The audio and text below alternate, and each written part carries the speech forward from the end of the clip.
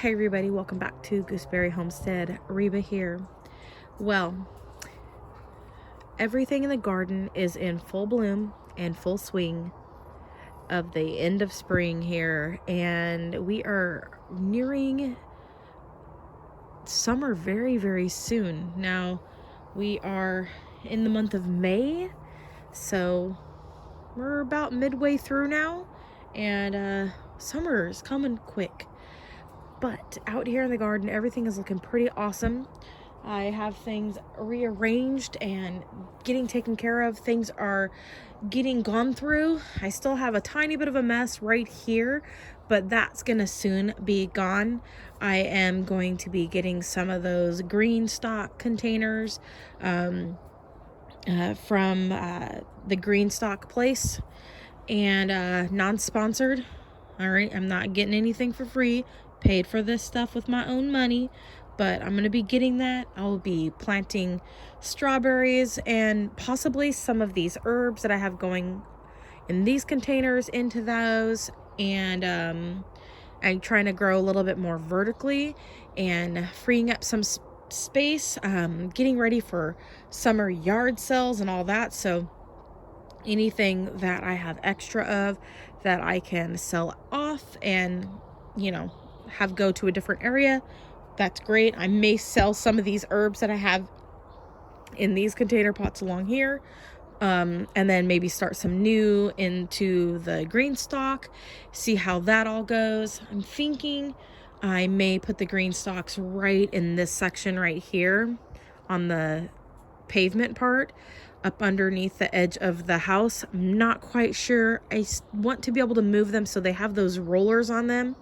So we'll see how that goes. I got some dirt in here. So this is kind of my potting area. And so would love to get a potting stand put up right here, and then have that whole area be in this area cleaned out right behind these containers right here, and then be able to pot up my plants right there. And that would be super awesome. And then maybe have some planters in the green stalks, or some plants in the green stalk right in that area. So we'll just have to wait and see how it all goes. But everything's looking so good here in the garden. I'm definitely going to be downsizing some, but I'm also going to be wanting to keep some of my herbs and things like that. I am needing to do some harvesting off of some of the herbs and get some plants started from them. That way I have some plants to put into the yard sale. We'll just have to wait and see how it all goes. Everything's looking pretty darn good though. I haven't actually been out here in a couple days in the garden. My rose bush right here is looking pretty awesome. This was cuttings. One of them is at least cuttings off of my Adobe Sunrise, and that I had, and I sold the mother plant that I had rescued, and it's looking like this. I'm sure some blooms will come on it. We did get some blooms on this last year, so this is looking pretty awesome. I'm thinking that the ones that are right in this area were possibly a different variety, but I cannot remember. It's possible they could also be the Adobe Sunrise, but at any rate, I am loving the fact that I've got some roses in this little container pot. I absolutely love the Adobe Sunrise because it is a deadheading rose, which means I don't actually have to clean up the rose bush. It naturally drops the main blossoms off. It will leave like a rose hip, but it sheds all the leaves, and it kind of like self-maintains itself throughout the summer, and you don't really have to go out there and trim off the dead heads of the roses, which is really awesome, and I love that. I would love to have a couple more deadheading roses in my garden in the future, but right now I'm just loving what I have. I have some other ones out front that are blooming right now. They were the ones from last year that I had gotten. They have fully fragrant blossoms. This one has a nice fragrance as well, but I have some one called the Heirloom. It's just this beautiful light purple. It's almost like a mix of lavender and magenta together. It's such a beautiful rose, and the smell is so amazing. And so this year, what I would love to do with my roses is to be able to try to retain the pigments in the rose petals and turn the pigments of the rose petals into a powder, if I can, to create a pigment to put into, say, a sort of paint medium, so that I can use it as a colorant and create pigments for painting with. So that is something I am definitely interested in doing, and I am kind of on this quest of learning how to do that. Now, people have made pigments throughout the centuries and stuff, but I'm very new to making pigments myself. So new that I've never actually done it. And I want to do it. I've seen people use dirt and ash and all kinds of stuff, and I really want to get back into painting and possibly incorporating that into my channel as well, so that way I can just bring back the art into my life. And I just think it would be really great to do. Now, I notice I tend to be a collector, tend to like collect a lot of plants. My husband knows this too. I've got problems. They're good problems and they're bad problems, because then I have too many plants. So I have like a whole collection of figs over here. Definitely I'm not going to be keeping all of these figs in the long run. I really want to see what's going to do really good in the climate where we're living, of course. And I also don't mind having a couple figs that have to be, say, babied a little bit, but I definitely don't want a lot that I have to baby. I really want plants that are going to do good in this environment and in our grow zone, and that I don't have to really fuss or think about. And so that's really what I'm looking for. I did notice certain things with some of them here, but generally speaking, from what I understand, some of these do really well in our climate, but for whatever reason last year, my Granthams Royal, the tips had die off majorly. So I'm thinking that might have just been the fact that my Granthams Royal didn't fully lignify when it was exposed to extreme cold, and that's why we had the tip die off. But I moved it up underneath the house and saved the rest of the green wood that was there. So let's take a real quick look, you guys, at the figs. I do have some figs on some of them already. Not all of them have figs. I am still really new to growing figs. So there's Brevas, there's different types of figs. That you've got the Smyrna, I believe, I could be correct, I could be pronouncing that improperly. They have the Capri figs. They have the type that are common, which don't need a fig wasp. And I can't remember, there's another one, but I'm not an expert by any means. I just love to grow things, and I have a pretty good success rate in growing some things. This year was not so great with cuttings. I did get COVID early on in the year, and so I just didn't focus on the fig cuttings, and a lot of the fig cuttings that I got kind of got messed up because I just wasn't able to put time into it. So I have some over here that are struggling, but they may or may not make it. If they make it, great. If they don't, I'm not going to worry about it. And I also don't think I'm going to go ahead and get any more at this point. There are like maybe 1 or 2 fig trees that I would love to get.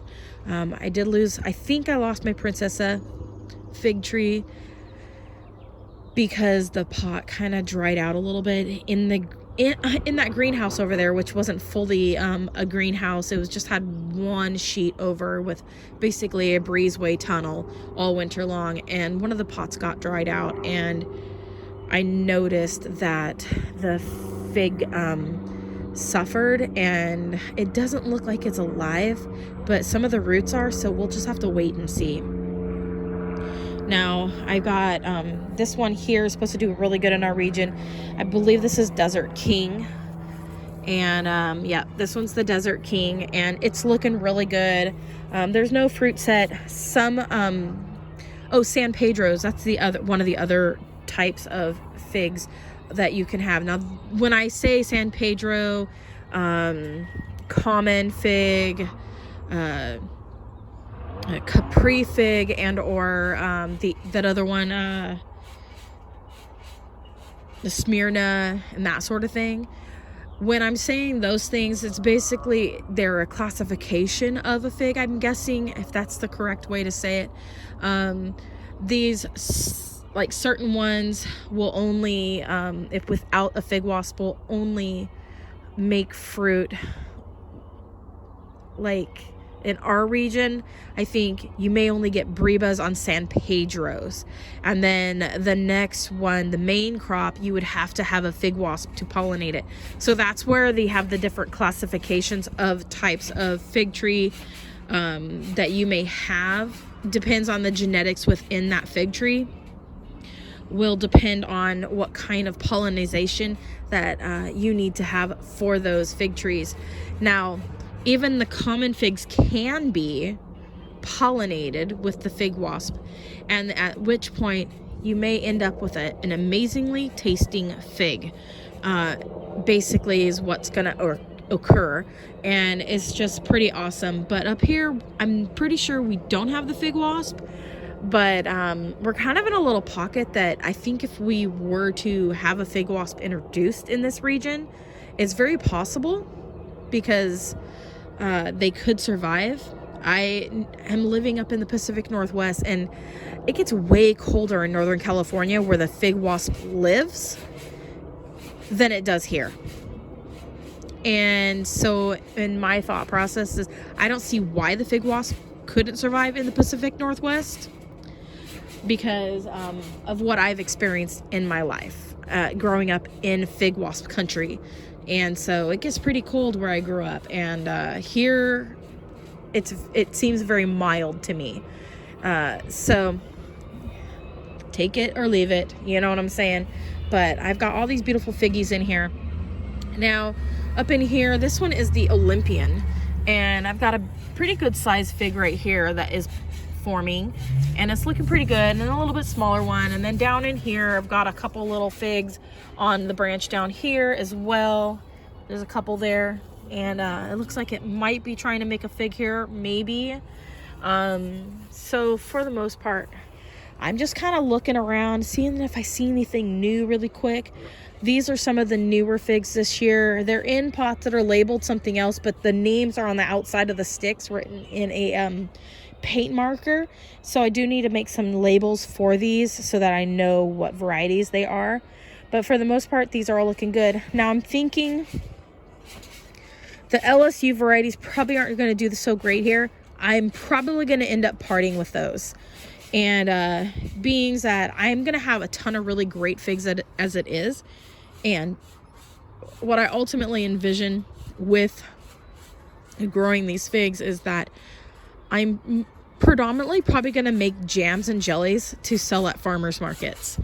And so I'm thinking that's probably what's going to end up happening in the long run for our family in the ways of what I'm thinking about doing. So jams and jellies and that sort of thing, possibly. We'll just have to wait and see what the Lord has in store. So everything's looking pretty good along here. Some of them are maybe going to make it. Some of them maybe won't.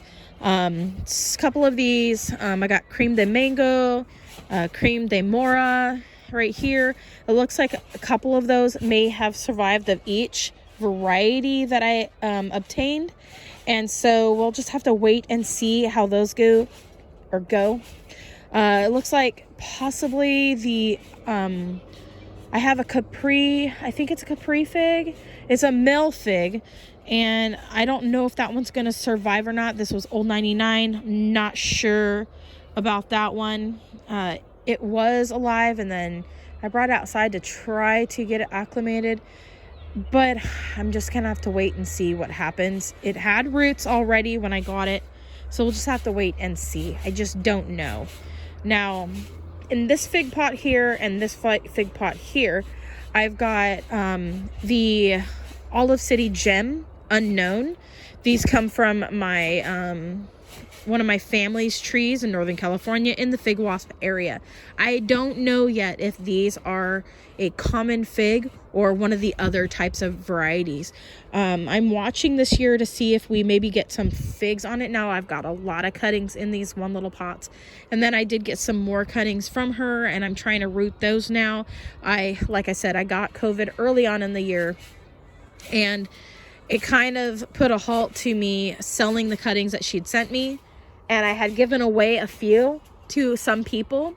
So hopefully they get those rooted, and we will have other people testing this one out in other areas along with myself to see if it's a common fig.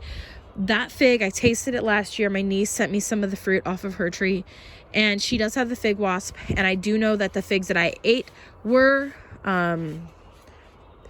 caprified, aka pollinated by the fig wasp. And I was able to grow some of those from seed. Now they look really, I can't remember the word I've heard people use, but because I was growing them in the windowsill in my bedroom in the Pacific Northwest with limited amount of light and all of that, they looked pretty bad, only because they were very leggy. So they looked kind of anemic or what have you. But they will come through it, and they will grow strong. I do have a few good ones that are growing from the seedlings that I started from those last year. And I also have some from some other trees that were in the city that have sprouted as well. So I have some of those, and it does look like maybe one of the cuttings, maybe one or two of the cuttings from one of the trees that got completely uprooted and pulled out and demolished in the same town as my niece. It looks like one of the cuttings from that took off, and so I can't remember which variety it was, but I'm wanting to say there's a gal that sells them. I'm wanting to say it's called crema de fragola or the cherry pie one. I can't remember which one it was. But at any rate, I did get to taste the fruit off of one of those from where my niece lives, and the flavor of those figs were amazing. I loved them. So hopefully they're common. Don't know yet for sure on that one either, but fig seedlings in that area is very, very common, and it happens a lot. We got a lot of birds in that town, a lot of people, not just the birds, but a lot of people, and the fig wasp. So put all those things together, a lot of animals, a lot of people eating things, dropping things, duty happens, you know what I'm saying? So let's see here. If I'm gonna look here now, I'm not really looking too carefully. I do know that my Granthams Royal does have a fig on it, and that one is down over here, and I got my chairs right in the way, of course. Let's see if I can scooch in around this side here so we can get a good shot of the Granthams Royal fig. And you can see right here where we had the tip die off right there, but it's still growing. It's looking good and strong. We had some tip die off right there as well, but the rest of the plant is coming back strong and healthy. So it's looking really good. This is very promising for me. This one and the Olympian have the best looking figs this year. My mystery fig that I have, I'm wanting to say in this pot, had a fig, but it dropped off. It turned brown and dropped off. And so this is a mystery. I have the records for what that tree was from when I got all my cuttings year before last. I'm wanting to say in 2019 is when I got the cuttings. But I don't remember which one it was. But I have the records of all of the fig cuttings that I obtained.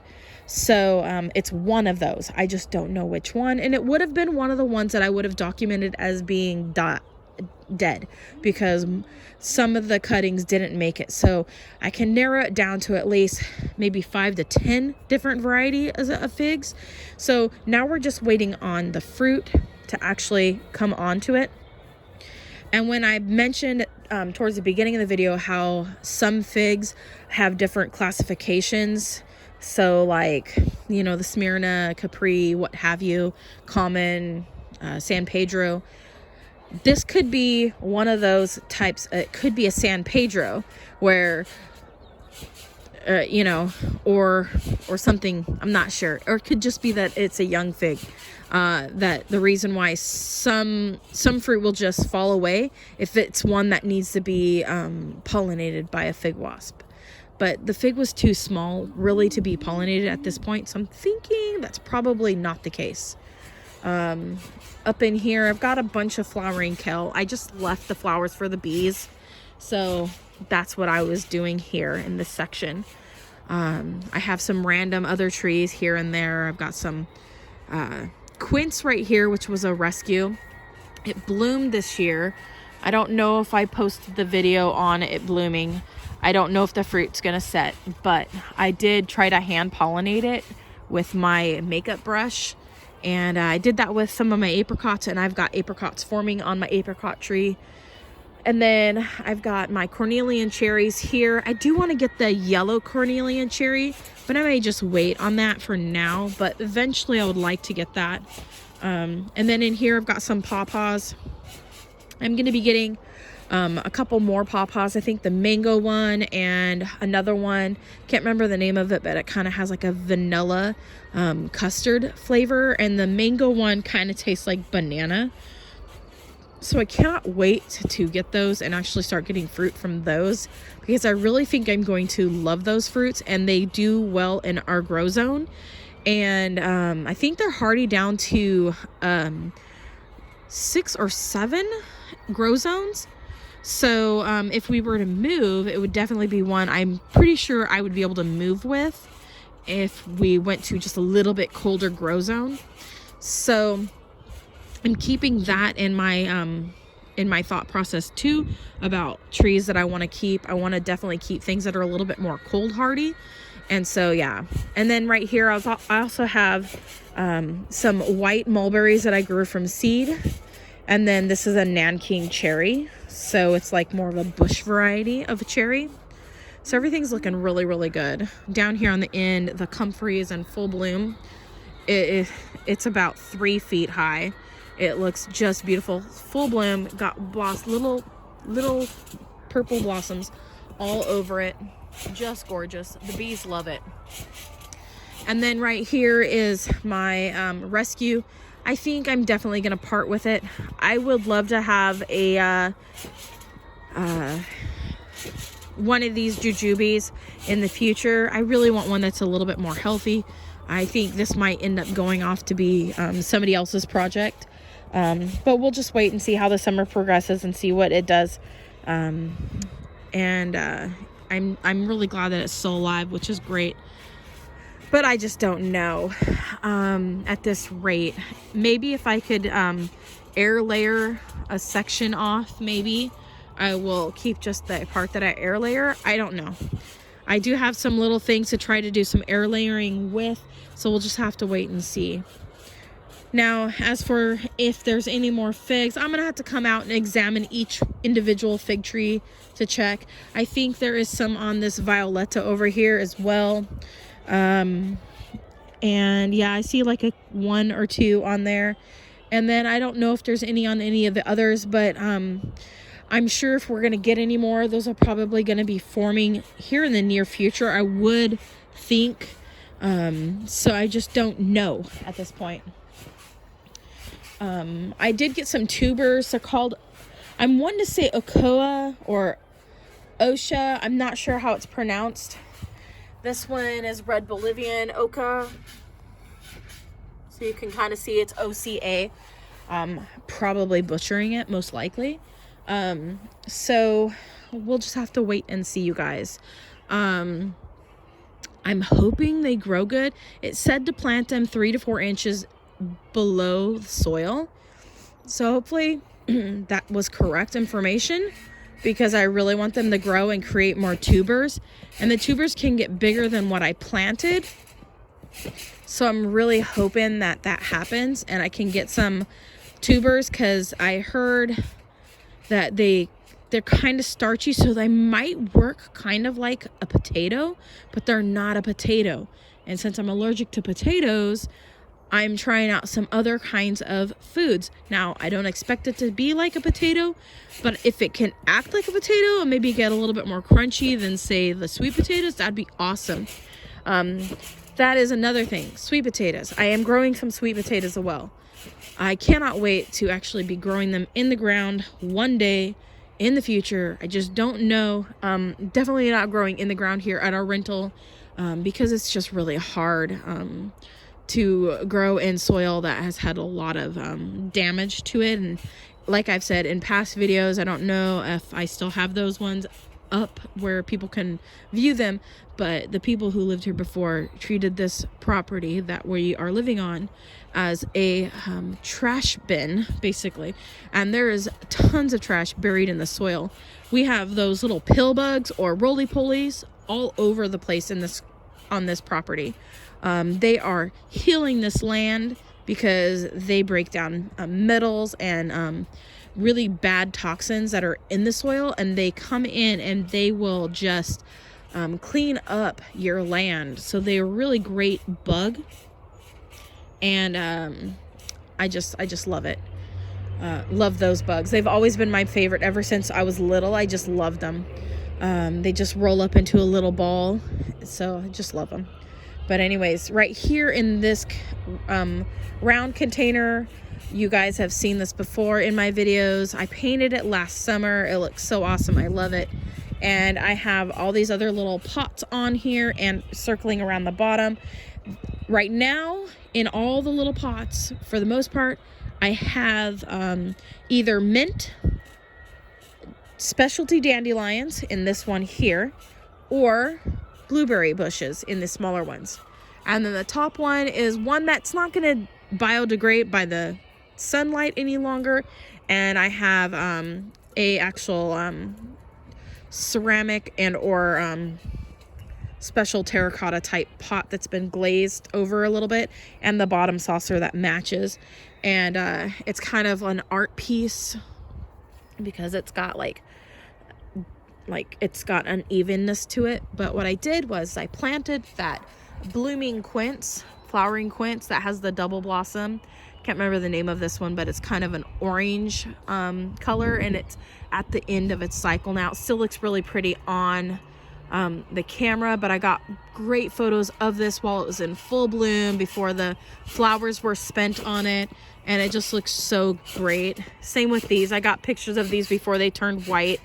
They look more like this right here when they are fresh. And I've got the different I'm wanting to say it's Moon Glow. It's Proven Winners. I can't remember. I threw away the pot, but it's a really pretty it's a type of petunia, I think. I could be wrong. I think it's in the petunia family. Anyways, I just got that, and then I have it with this. And this year I'm really wanting flowers that remind me of pink lemonade. And so I got some of the pink and some of the yellow, and I just love purple too. And then the orange, all of this right here. Oh my gosh, I just loved it. It's looking so awesome. So everything's looking good over here. I do have apples that are starting to form, you guys, up here on the apple tree. And I've got cherries over here. Now I have an issue with my Rainier, and I'm gonna have to take it out of this pot, which will work out good because I'm gonna be separating these trees, and I've got two pots over here that I can put these two into. But my tree has been oozing, and I had to do surgery on it, and it's still oozing even after I did the surgery. And so I just think I'm gonna separate it, isolate it, and just keep it apart from the other trees. But I do have some cherries developing on it, and so that's great. So I'm just going to just take it and move it away. And if it ends up being something that I just have to cut my losses on, I will. I may try to air layer the top branches off to turn those into trees themselves and remove it from down here. I'm thinking some sort of bacteria or something has infected the tree, and I don't want it spreading to my other ones. This one is fine. This one has not had any of the goopy stuff coming off of it, nor has this one over here. And I do have a little cherry on this one. This year is its first time blooming. Nothing on this one yet, but yeah. And then I went ahead and separated the this one here. This was the one that I had grown from seed, and it developed leaf curl, and I need to spray it, and so that's just so sad. And so and not all the leaves developed it, so I am separating it from this other one right here. That's the problem, is when you get something and you don't know about all the different things that can occur. I had one other tree that I actually got rid of, but didn't get rid of it soon enough, and it ended up having the leaf curl, and it passed it on. This one didn't have it for 2 years, and now it has it. And I saw a lot of branch die off on this one. I've had nothing but problems with this frost peach since I got it. What I did notice, and I'm still not seeing anything on this one yet, is from the root, this one grew this other peach tree off of the peach frost, and it does not have any of the leaf curl on it. So I'm thinking I'm going to try to see if these ones have roots, and then put those in pots by themselves and see how they do. But I'm thinking this is going to be going bye-bye this year, and I'm going to see if somebody else wants to try to treat it and that sort of thing. Who knows? Maybe I won't ever have peaches in our own yard, and I'll just have to buy peaches like by the flats from somebody else. I guess I'm completely okay with that. On the other hand, I have this beautiful thing over here, and this is a peach plum, and it is loaded with little plums all over the branches, and I am so super excited about it. So far, it looks very nice. It doesn't look diseased. The leaves are very, very beautiful on it. I don't see any sort of disease on this tree at all. So far, this one is definitely a keeper in my book. And so that's kind of how I'm going about deciding on which trees to definitely keep. I do have over here, these are not gonna set fruit. These are some combination ones. I'm not sure if I'm gonna keep them. I may end up selling them, but I have them for the moment. These are some apple varieties on these ones, and then these ones are some cherry ones, and I just don't know. I might end up selling them, most likely. I like the idea of them, but I'm just not. I'm only wanting to keep the best of them. So I have 2 apple trees here, and I do have the ones coming on the Cosmic Crisp, which are awesome. No flowers this year on the Honey Crisp, but from all the growth that I'm seeing, I would wager to say that next year we are going to see blossoms on the Honey Crisp as well. It's putting on a lot of great growth this year, so I'm super excited about that. My Ivan's Beauty Mountain Ash, that's a keeper. I love this tree. It's so beautiful, and from my reading, I don't think it's going to get that much taller. So excited about that. Now, this is one I grew from seed. This one is my my cherry plum tree, and no blossoms this year, and I'm suspecting that maybe hopefully next year we'll get some blossoms on it. So it's looking pretty good. They created some new kind of I guess people would call these water sprouts or something like that, when they grow straight up. But it kind of created a new leader, like central leader on the tree. I don't know if I'm going to keep those there, if I might remove one of them and keep one. It's probably maybe the case. I may end up keeping this one that's closer to the center and getting rid of this one here. I'm not pruning on it though, because I did so much pruning that one year, and so I'm just leaving it alone. I only pruned off what had dieback or was facing down to the ground. And so far, everything is looking pretty good on it. And the leaves or branches are growing upward, which is great.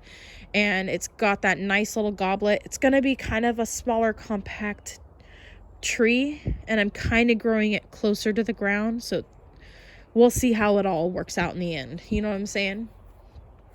The Josta berry formed blossoms this year. It looked like they might have been pollinated. I don't know, but I don't see any fruit now. So, and then some of the grasshoppers, so not grasshoppers, but those little moths that fly through the garden came through, landed on the leaves, and they ate the leaves. So, yeah, so I'm not sure I really want to have the Josta berry, but at the same time, I'm thinking I may end up selling this at the yard sale and putting all my white currants and my red currant into, say, 1 gallon containers for just keeping them on the smaller side. And I may end up taking a cutting off of the Josta berry and then selling off the rest. So we'll just have to wait and see. The Lebanon cedar, you guys, it candled out. It looks so pretty. It just looks so pretty. This baby needs to go in the ground, and it needs to go in the ground like now, but I'm not putting in the ground here. I up-potted it into this pot this year, so it's looking pretty good. It looks great. Again, I'm going to be putting my strawberries into a green stock, so that's coming. Can't wait to do that. I'm selling this trumpet vine here. I have a feeling it's going to make flowers this year, and I have not seen it bloom yet, so I'm hoping to be able to see it bloom and maybe sell it while it's in bloom. I think that might be the best time to sell it. Everything's looking good here. I don't think I'm going to get blossoms on this year because I moved it from the front garden into this pot last year. And when I do that, it doesn't like to make blossoms. So I don't think it's going to make blossoms this year, but it has beautiful purple flowers when it does. And it's my rhododendron. I did get my son a couple more because he loves this plant. So I have 2 more rhododendrons, and it looks like it's going to be more on the purplish fuchsia side. So one of them's getting ready to bloom out. It does look like I've got some spittlebug action, and spittlebugs are little stinkers. So I don't know where he's at. He's hiding in between these leaves here. And generally you just spray the leaves and you can get them off. I don't know where he's at. Just squishing the leaves at this point. So I got all of my elderberries along here, probably stepping in dog bombs. All my elderberries along the bottom, and they're looking good. This one I wasn't watering as well. I need to get it into that pot. And then I've got some of my citrus trees on here, and different other flowering bushes, and just a myriad of different types of things. So everything looks really pretty. My husband decided to move the bench over here and said, let's put some of your plants on that, and it'll create 2 levels. So I kind of like that. It looks really good. And then over on this side, I continue with my elderberries, you guys, and some citruses that I grew from seed. So depending on where we move, I may not be able to take my citruses with me. But I'm thinking I probably will, but I just don't know yet. Hopefully we don't ever move to California, because then if we do that, I can't bring them. So anyways, but yeah, all of my elderberries are looking good. I might have to do a lot of cuttings and things like that. But I don't think we're going to move back to California. I don't want to. Oh, look at this. This is cool. So my pink pewter spotted nettle is blooming. Gorgeous. That's beautiful. I do need to put that into a pot, but I just don't know where I want to plant it. I have to keep it in the shade for sure, because it is shade loving. It loves the shade. So it needs to be in like this area of the yard. And I just don't know, because I move my pots around so much. So it definitely has to be in a pot that's going to be in the shade at all times. So that's something to think about. My blueberries some of them are still blooming, but for the most part, we've just got the berries getting bigger on them now. So come June and July, we're going to be harvesting a lot. I'm thinking I probably will be selling some of the blueberries, but when we have our yard sale, I'm thinking I'm going to put them in the yard sale at that point. So at this point, if you guys are still watching, you know that this is kind of a long video. I haven't done a video in a while, so this is really just kind of a relaxed evening chit chat and just looking at the plants and just talking about things I'm thinking about doing and that sort of thing. So over here, the raspberries and blackberries are in full bloom as well, you guys. And then my high cranberry, it's not a true cranberry, but it makes cranberry flavored berries.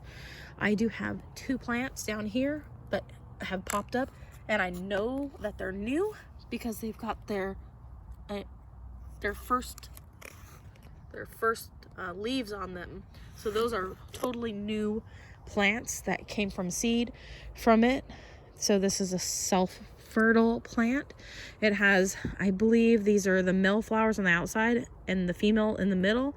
I could be incorrect. It could be backwards from that, but it's really pretty. Look how gorgeous that is without my hand in there. They're really pretty. So one's a male flower, the other ones are females. I could have them backwards. It could be the opposite. The big ones could be the female. The male ones could be the smaller ones in the middle. But I'm thinking it's the other way around, but I can't remember. But yeah, I've got raspberries all up in here. So many of them. Hopefully, it looks like something's happening here. Yes, it is. I saw some of the dirt was pushed up. So this is, I can't remember what that is. That's either an Ann Gold or an Ann Gold or a double gold. Let me look what this one is.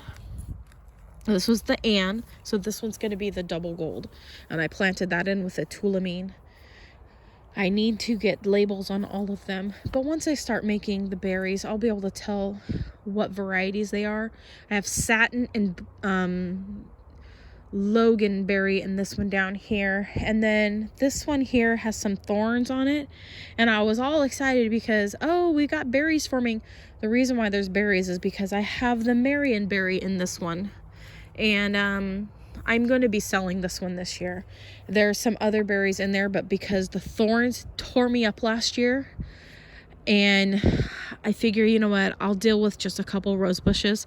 This is going. I don't mind having the rose bushes. They're not going to be as invasive as, say, this one day, and this one's going. These ones are all pretty much thornless. They're all my blackberries, except for the white ones are thornless.